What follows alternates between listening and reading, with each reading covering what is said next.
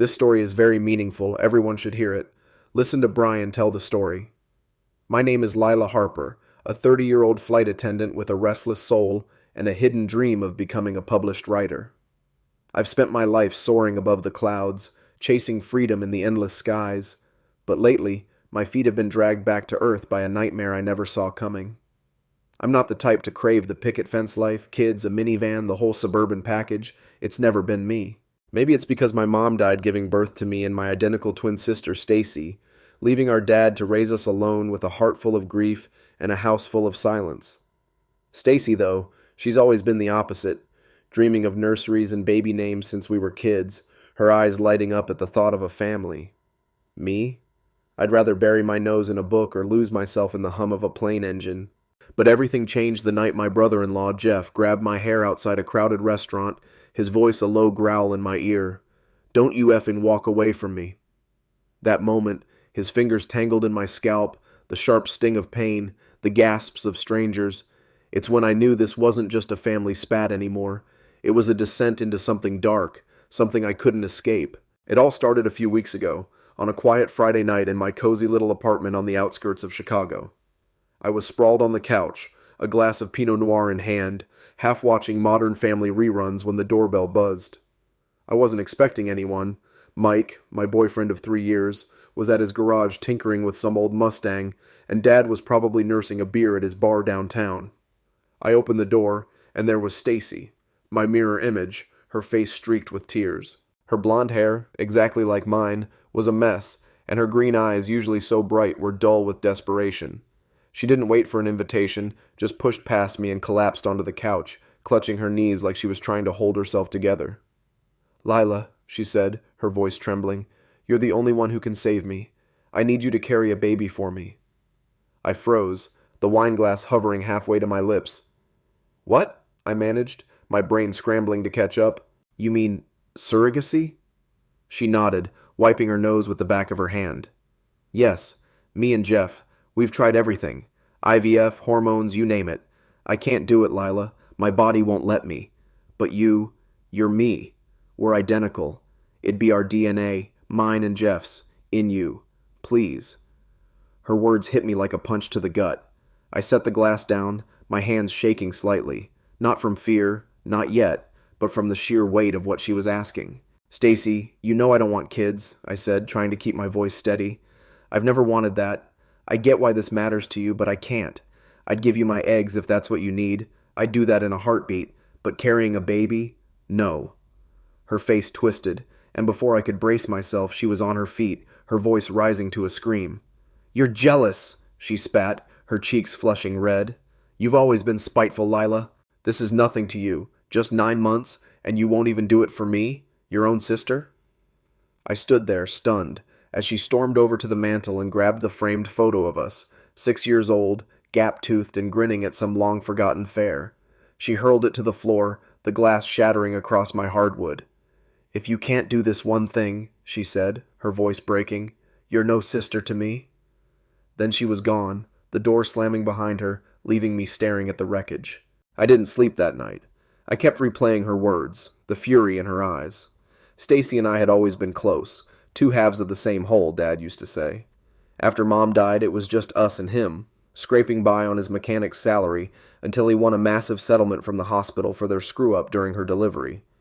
That money put us through college, gave us trust funds that meant I didn't have to worry about cash, even as a flight attendant with erratic hours. Stacy, though, she never worked.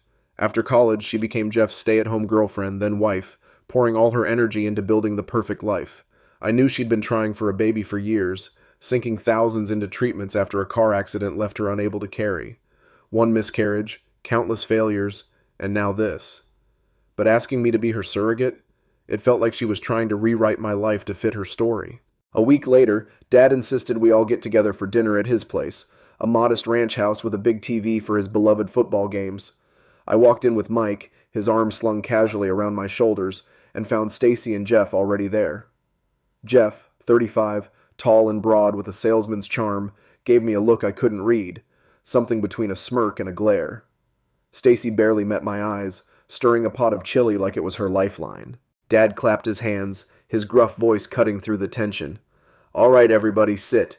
We're fixing this mess before the game tomorrow night. Somebody talk. I took a deep breath, setting my fork down. Stacy, I've been thinking about what you asked. I need to know exactly what you want from me. What's it mean to be your surrogate? And do you even know a doctor might not let me do it? I've never had a kid. She looked up, her eyes wide with hope. Are you saying yes? No, I said quickly. I just need more info. Her face fell, but before she could answer, Jeff leaned forward, his voice sharp. She's saying she's dying inside, Lila. 5 years of failure and you're too selfish to help. We've got a plan. There's a clinic, a center of excellence. You and I go in, act like a couple, get you inseminated, then transfer you to her OBGYN. Simple. I felt my stomach twist. Act like a couple? I echoed, glancing at Mike, whose jaw tightened. Jeff, that's insane, Dad cut in, his voice firm. Hold on. Lila's right. This sounds like a bad idea. No doctor's going to sign off on that, and I'm not letting my girls get tangled up in some shady mess. Jeff slammed his hand on the table, making the plates rattle. Don't you dare guilt-trip my wife with your stupid questions, Frank. Talk to your self-centered daughter about why she won't help her sister. The room exploded. Mike shot to his feet, yelling, Watch your mouth, Jeff. Stacy burst into tears, clutching my arm. Please, Lila, I'm begging you, just do this for me. I yanked away, my heart pounding, fear and anger crashing together. I'd switch places with you if I could, Stacy, I said, my voice shaking. But I can't. I won't die for this. Jeff's face darkened, and he stormed out, dragging Stacy with him. She paused on the porch, her voice a whisper. His family, they call me a murderer because of the miscarriage. Jeff says he needs to see our kid, needs it to be us. He's so excited about you carrying it, Lila. Please. I stared at her, my throat tight. This isn't normal, Stacy. You need to see that. But she just shook her head and ran to the car, where Jeff honked impatiently. The next few days were a blur. I threw myself into work, hopping flights to Dallas and Seattle, trying to outrun the guilt gnawing at me. Every takeoff felt like a temporary escape, the roar of the engines drowning out Stacy's voice in my head, her screams, her tears, the shattered glass of that photo frame still sharp in my memory. Stacy sent me texts, pictures of her old vision boards, diary pages from when we were teens, all screaming that I was ruining her dream. You're my sister, Lila, one read, alongside a faded drawing of a crib she'd sketched at 15. Why won't you help me? I'd stare at my phone in the galley between serving coffee, my chest tight, fingers hovering over a reply I never sent. Mike stayed out of it, saying, It's your call, babe, but I'm here. I appreciated that, his steady hands, his quiet strength, but it didn't stop the unease creeping up my spine, a cold prickle that followed me from gate to gate. On the red-eye back from Seattle, I slumped into my jump seat, the cabin lights dim, passengers snoring under their blankets. My coworker, Mara, a wiry, sharp-tongued brunette who'd been flying longer than I'd been alive, nudged me with her elbow. You look like hell, Harper, she said, popping a piece of gum. What's eating you? I hesitated, then spilled it. Stacy's plea, Jeff's creepy insistence, the fight at Dad's. Mara's eyes narrowed, her gum chewing slowing. That brother-in-law of yours sounds like bad news, she said. I've seen guys like that. Control freaks. You watch yourself, all right? My ex was a piece of work, too. Started with guilt trips, ended with a restraining order. Thanks, Mara, I muttered, forcing a smile. But her words stuck, burrowing into my brain as the plane descended into O'Hare. When I got home at dawn, I crashed on the couch, too wired to sleep, replaying Jeff's voice, act like a couple, and Stacy's desperate please. My phone buzzed again, a blurry photo of us at 10, braiding each other's hair with the caption, Remember when you loved me? I tossed it aside, my stomach churning. That afternoon, I met Mike at his garage, a grimy, oil-scented haven where he spent his days rebuilding classics. He was under a '67 Camaro, wrench in hand, when I walked in. Hey, I said, leaning against the toolbox. You got a sec? He slid out, wiping grease off his forearms, his hazel eyes soft but searching. Always for you. What's up? Stacy won't let it go, I said, pacing. She's texting me nonstop, and Jeff, I don't know, Mike. Something's off. I keep feeling like someone's watching me. He frowned, setting the wrench down. You think Jeff's tailing you? Maybe, I admitted, my voice small. I saw a black car last night. Could have been nothing, but... We'll figure it out, he said, pulling me into a hug. His shirt smelled like motor oil and sweat, and for a moment I let myself melt into him, the tension easing. I can put cameras up at your place. My buddy Pete's got some extras from his shop.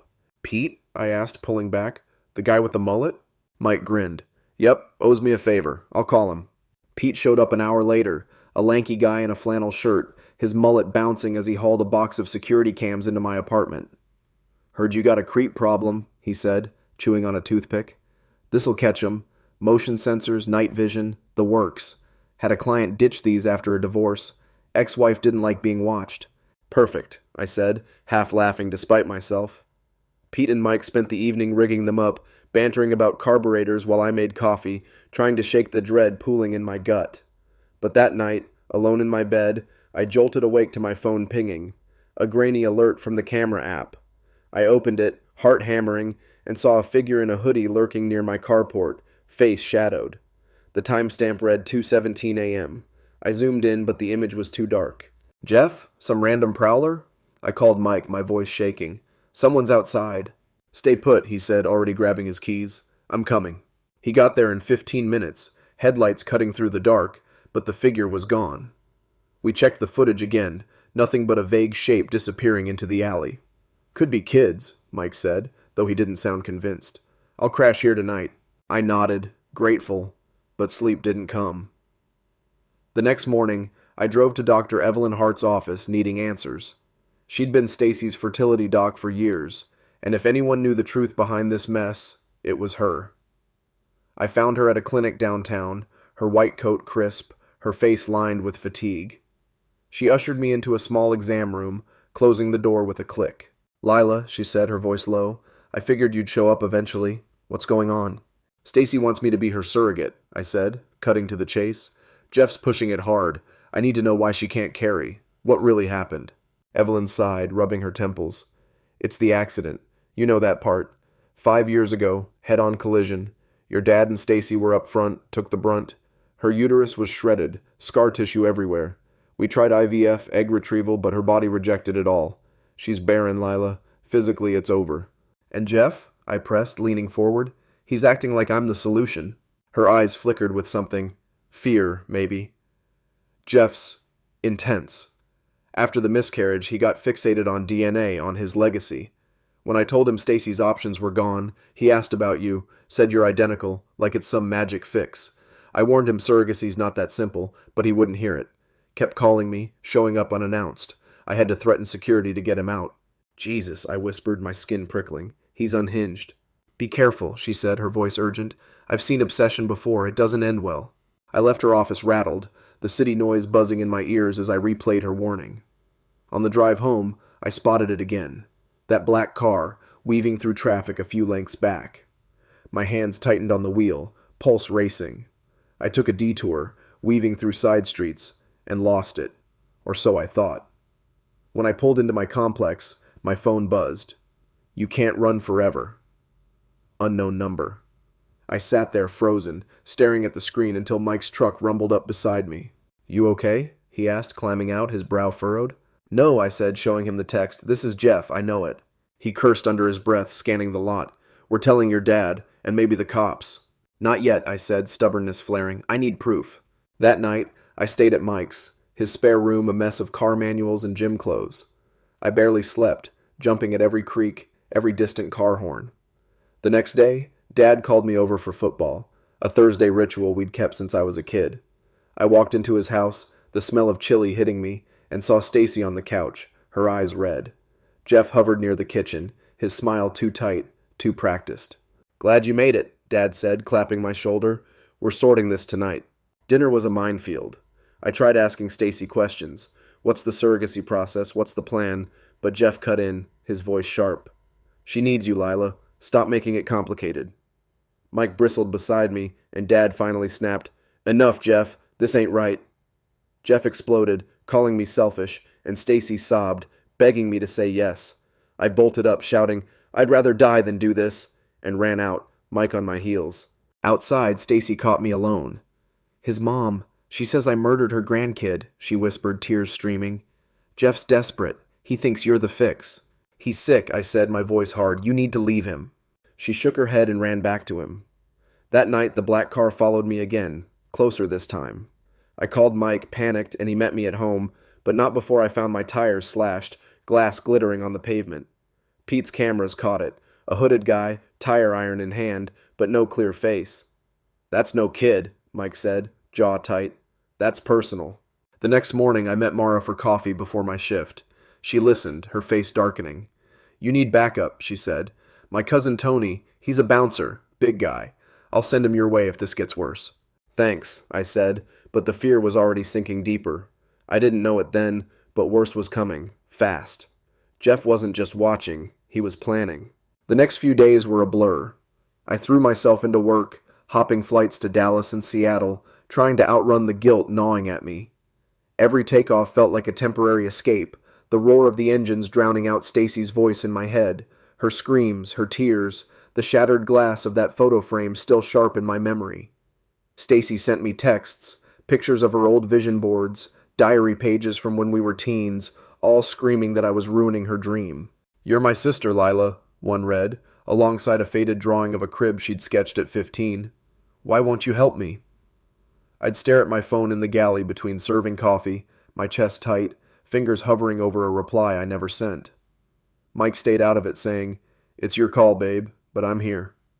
I appreciated that, his steady hands, his quiet strength, but it didn't stop the unease creeping up my spine, a cold prickle that followed me from gate to gate. Back in Chicago, I couldn't shake the feeling of eyes on me. It started small, a black car idling too long near my apartment, a shadow ducking behind a dumpster when I glanced out my window. Pete's cameras caught glimpses, a hooded figure, too blurry to identify, circling my carport at odd hours. I showed Mike the footage, my hands trembling as I clutched my coffee mug. "That's no coincidence," he said, his voice low, his jaw tight. "We need to do something." "Like what?" I asked, frustration bubbling up. "Call the cops and say, hey, some guy in a hoodie might be Jeff?" "Start there," he said, pulling out his phone. "I'm texting Pete. He knows a guy, Tony, bouncer at some dive bar, big dude. We'll get him to keep an eye out." Tony rolled up the next day, a mountain of a man with a buzz cut and knuckles scarred from too many fights. He leaned against Mike's truck, arms crossed, his voice a gravelly rumble. "Pete says you got a stalker. That your brother-in-law?" "Probably," I said, wrapping my arms around myself. "He's pissed I won't play Baby Factory for him and my sister." Tony grunted, cracking his knuckles. "Seen his type. Control freaks turn nasty fast. I'll swing by nights, scare him off. You see him, you call me." "Thanks," I said, a flicker of relief cutting through the dread. But it didn't last. That night I woke to my phone buzzing, a text from an unknown number. "You're making this harder than it needs to be." My heart slammed against my ribs. I forwarded it to Mike, who slept on my couch, and he bolted upright, cursing. "That's it," he said. "We're going to your dad's tomorrow. All of us." Dinner at Dad's was a disaster waiting to happen. Stacy sat across from me, her eyes puffy, picking at her chili. Jeff lounged beside her, his smirk sharp enough to cut glass. Dad clapped his hands, his voice booming. "All right, enough silence. We're fixing this before the game tomorrow. Lila, start." I swallowed hard, setting my spoon down. "Stacy, I need to know what you're asking. Surrogacy, how's it work? And Jeff, what's with the act like a couple crap? You know I've never had a kid, doctors might not even let me." Stacy's face lit up, hope flashing. "So you'll do it?" "No," I said, firm but shaky. "I need answers." Jeff leaned forward, his voice a hiss. "She's dying inside, Lila. 5 years of nothing, and you're too selfish to help. We've got a clinic lined up. You and me go in, get it done, transfer you to her doc. Easy." "Easy?" I snapped, my voice rising. "You're insane." Dad cut in, his tone hard. "Hold up, Jeff. This ain't right. No doc's gonna greenlight that, and I'm not watching my girls get dragged into some half-baked scheme." Jeff slammed his fist on the table, the bowls rattling. "Don't guilt-trip my wife, Frank. Talk to your precious daughter about why she's screwing us over." Mike stood, his chair scraping back. "Watch it, Jeff." Stacy grabbed my arm, sobbing. "Please, Lila, just do it." I yanked free, panic clawing my throat. "I'd switch places with you if I could," I shouted, "but I can't die for this." I ran outside, Mike behind me, the cold air biting my face. Stacy followed, grabbing me on the porch. "His mom calls me a murderer," she whispered, tears streaming. "The miscarriage, it broke him. He says you're our only shot, Lila. He's so excited about it." "He's sick," I said, my voice trembling. "You need to see that." She shook her head and ran back to Jeff, who honked the horn like a petulant kid. After that, the stalking got worse. I'd see the black car everywhere, outside the airport, trailing me to Mike's, even parked near Dad's bar one night. Texts poured in. "You owe us. Stop running. I'll get what I want." I showed them to Dr. Evelyn when I cornered her again at her clinic, my nerves frayed to threads. "He's losing it," she said, her voice tight. After Stacy's last treatment failed, he started asking about illegal clinics, backroom stuff. I cut him off, but he's not rational anymore. "Great," I muttered, my stomach sinking. "What do I do?" "Document everything," she said, "and stay safe. He's not just desperate, he's dangerous." That night I stayed at Mike's, but the cameras at my place pinged again. Footage showed a guy, taller, broader than the last time, smashing my car window with a tire iron, then slashing the tires. "That's Jeff," Mike said, his voice dark. "I'd bet my life on it." "We need more," I said, stubbornness warring with fear. "Cops won't move without proof." Tony started patrolling my street, his hulking shadow a comfort, but Jeff, or whoever, was slippery. Then came the grocery store. I was grabbing coffee beans, my mind drifting, when a hand brushed my back. I spun, and there he was, Jeff, his eyes glinting, his smile oily. "Lila," he said, "we need to talk." "Get away," I choked out, stepping back. He raised his hands, feigning innocence. "Just want to apologize. Got heated at dinner."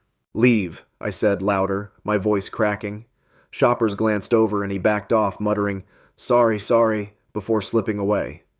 I stood there, shaking, clutching the coffee bag like a lifeline, until Mike picked me up, his face pale when I told him.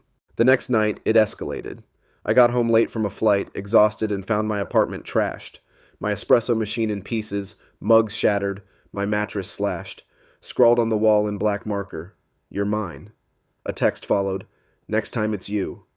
I packed a bag and ran to Mike's, sobbing into his chest as he held me tight. "We're done waiting," he said, his voice hard. "Cops now."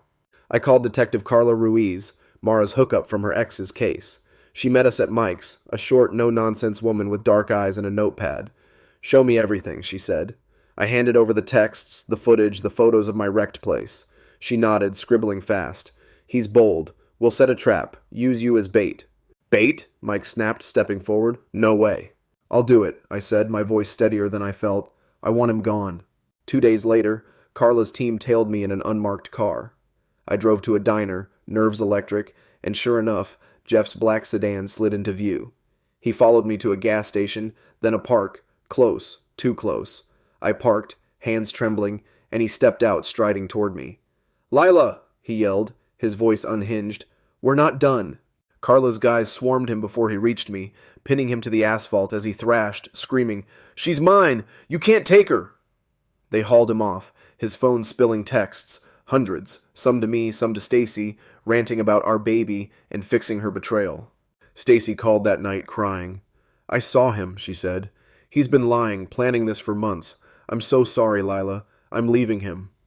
She moved in with Dad, filed for divorce, but Jeff's fate hung open. The DA charged him, stalking, vandalism, assault, but his lawyer's fighting, claiming insanity. He's out on bail, vanished, and every creak in Mike's apartment makes me jump, wondering if he's watching. We're engaged now, Mike and me, a small ring glinting on my finger, a promise of something good. Stacy's healing, slowly, her laugh creeping back during football nights at Dad's, but Jeff's shadow lingers, a ghost I can't shake. I've learned family's worth fighting for, but not at the cost of yourself. Some ties cut deeper than blood, and some wounds don't heal. What do you think? Did I do right, standing my ground? Drop your thoughts below. I could use the perspective.